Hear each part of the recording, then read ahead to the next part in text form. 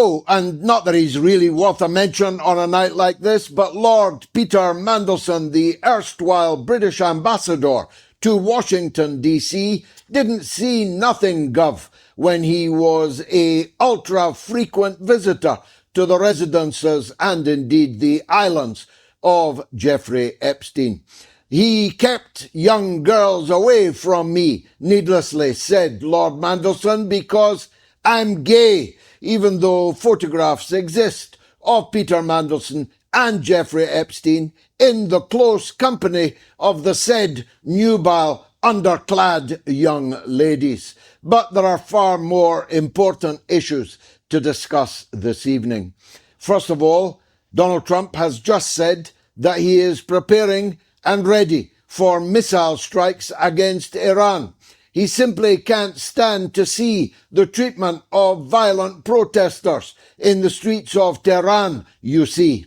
He cannot bear women being manhandled, though he entirely and resolutely backed the cold-blooded murder of Renee Good in Minneapolis, a young woman driving away from a school at which she had just dropped her 6-year-old child.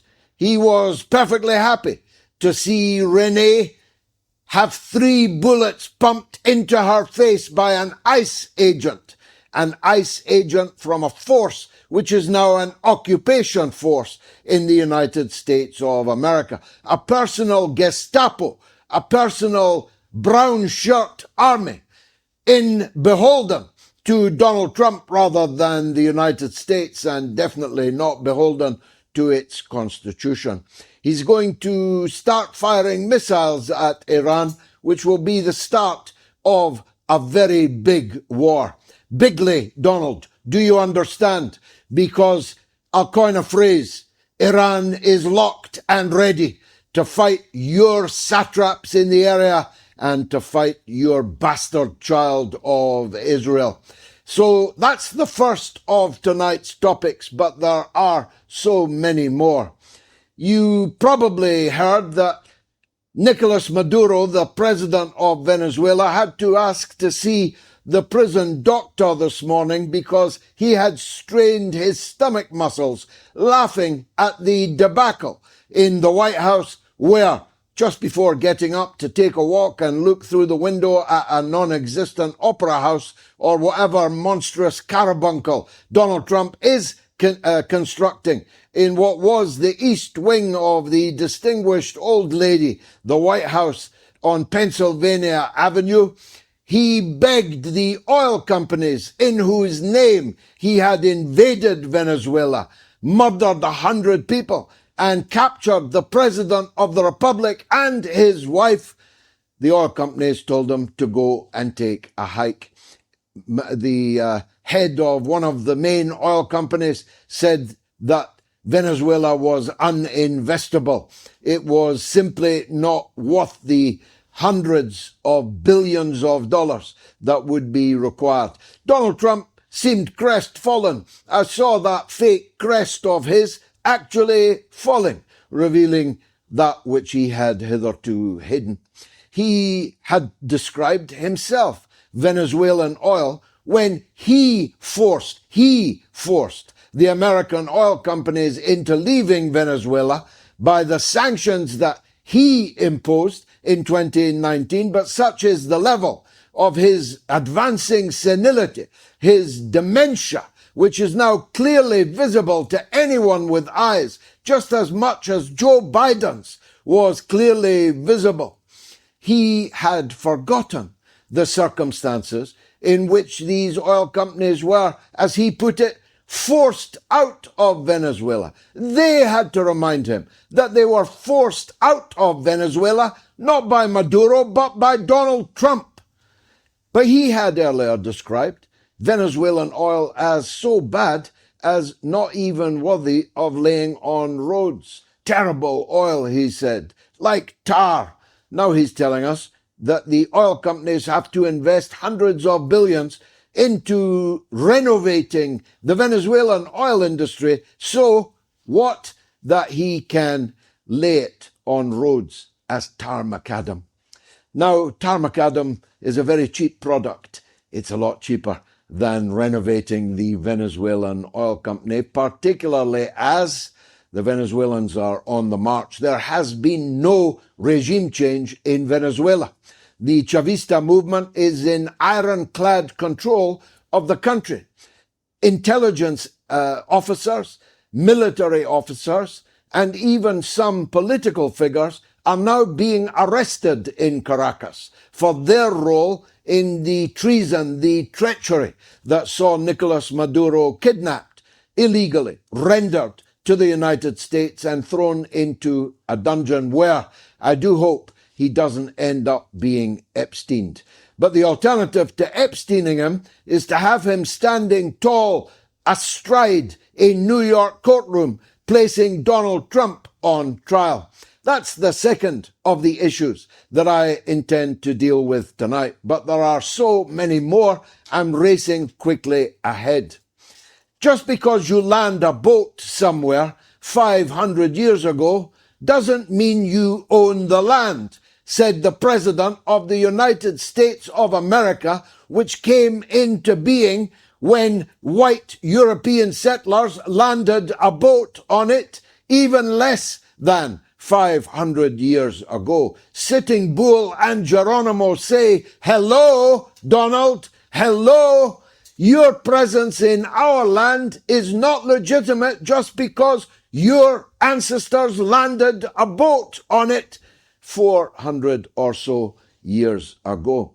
And this from a president who insists that because a book written by themselves claimed that God promised them the land of Palestine 3,000 years ago, that particular land claim is not just legitimate, but is inviolate.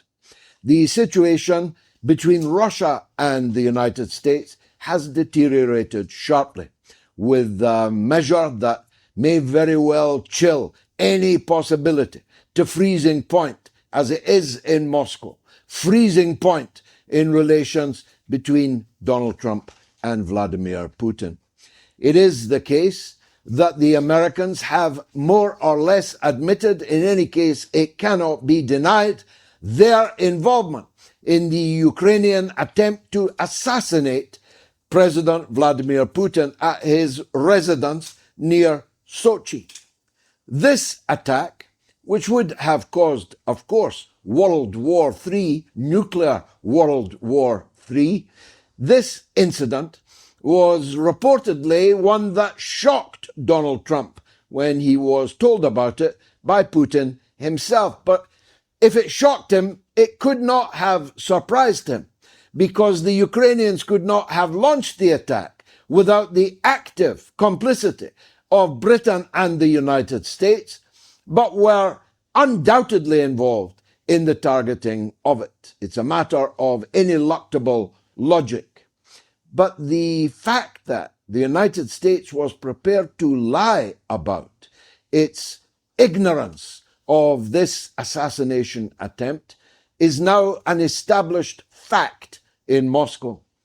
Trump failed a trust test which will not be easily recovered.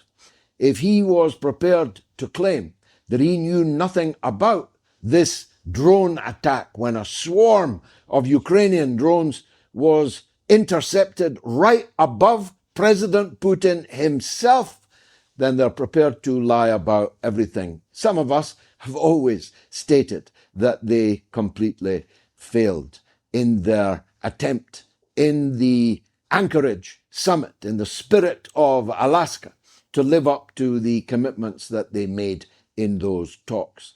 Some of us never believed that they would. Putin, it seems, did believe that they would. So the war will drag on, and it will drag on now. It's almost certain to a military conclusion, and the Russians have already decided this week. They launched 2 completely undefendable Orshnik missiles that traveled so fast nobody could even see them coming in. No radar, no anti-missile defense, nothing can stop the Orshnik missile from hitting its target. The Russians this time did not put a nuclear warhead on the Orishnik, but if they did, it would devastate Western capitals before it was even detected. Before it was even detected. And some European capitals are at very much greater risk than others. The hideous dogs of war in London and Paris in particular are cruising for a particular bruising. Britain and France have again stated that they are prepared and ready to land their own armed forces in the western part of Ukraine, even though Russia has told them that this would be an act of war. Even though Russia has told them that our soldiers would be legitimate targets and would be targeted. And there's only going to be 7,000 of them from each of the two countries. So 14,000. A kind of charge of the Light Brigade of the Crimean War vintage is deliberately being placed in harm's way by the two most unpopular Western leaders there have ever been. I need to stress that to our American audience. Keir Starmer's disapproval is now 66%. His approval rate is 11%. He's the most hated leader Britain has ever had in its entire history. And the French president is on 12%. So between the two of them, they scarcely breach 20% approval between both leaders in London and Paris. And in an attempt to get the public to look over there, they keep returning like a dog to its vomit to their plan to put their own forces in harm's way, extreme harm's way, in the Ukraine war. Both countries are involved with secret forces. Both countries have their secret services more or less permanently installed now inside the remnants of Zelensky's rump Kiev regime, but not for much longer. In Odessa this week, 10 British and French agents were reportedly killed in a missile strike which the British and French governments have still yet to acknowledge. Because they'd have to explain why these agents were there, without any parliamentary approval, without any public support, and without any transparency of any kind. So the war in Ukraine is now about to heat up despite the below zero temperatures. People of my age remember the Cuban Missile Crisis. And when Donald Trump declared again today, how many declarations a day of war is he prepared to make? He declared that no oil and no money will reach Cuba. Negotiate, he says, or face the consequences. The president of Cuba replied that the Cubans will fight America to the last drop of blood. And boy, I'm here to assure you that they mean it. There are 1 million members of the Cuban Communist Party, every one of them armed to the teeth, who will die on their homeland rather than see it fall into the hands of the gangsters who would return the gold-toothed emigres, of whom Marco Rubio is one, who treated Cuba as a bordello, as a casino, as a playground for the mafia, in the living memory of many people still alive in Cuba, because of course in Cuba you live much longer than you do in the United States of America. In Cuba, of course, your children are much more likely to survive infancy than they are in the United States of America. The Cuban Revolution will never be defeated except in the blood of 1 million or more of their compatriots. And Donald Trump would be wise to imagine it. In Washington, there's speculation that Marco Rubio, yes, the Secretary of State of the United States of America, will be the president of Cuba. I'm not making that up. Reported by Axios, I think, in the last few hours. Everything is being reported in the last few hours. But the reality is that the Europeans are preparing for war. They're preparing to garrison the island of Greenland. Donald Trump has moved into hyperactivity. According to the main newspaper in Britain, the biggest selling newspaper, the Mail on Sunday, on its front page this very day, Trump has ordered the Pentagon to prepare a plan for the invasion of the sovereign territory of its most obedient ally, Denmark. Never mind Nicolas Maduro straining his stomach muscles with laughter. I'm doing the same over Greenland. It won't be long before you hear that the narco-terrorist Eskimos on Greenland are preparing to acquire nuclear and chemical and biological warfare, and that the supporters of American democracy in Greenland, who are precious few, only 15% of the Greenland Eskimos want to be part of the United States. In any case, the supporters of American-style democracy are currently being tortured in underground prisons, and the United States simply has to come to their rescue. As I've said to you before, nothing would make me happier than to see NATO break apart. Nothing would make me happier than to see the European Union collapse in ignominy.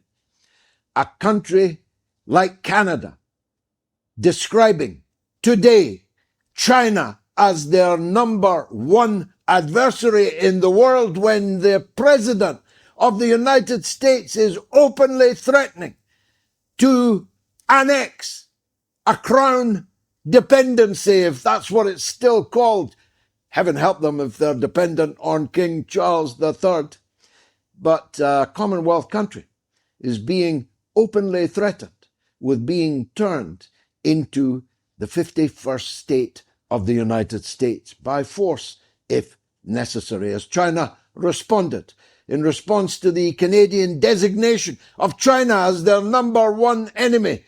They said, and yet we have not even once threatened to annex Canada and make it our 34th province. Well, the world is your oyster tonight, and Pepe Escobar is the best man in the world to talk about such a set of cascading global crises. Stay tuned. Pepe Escobar coming up right now.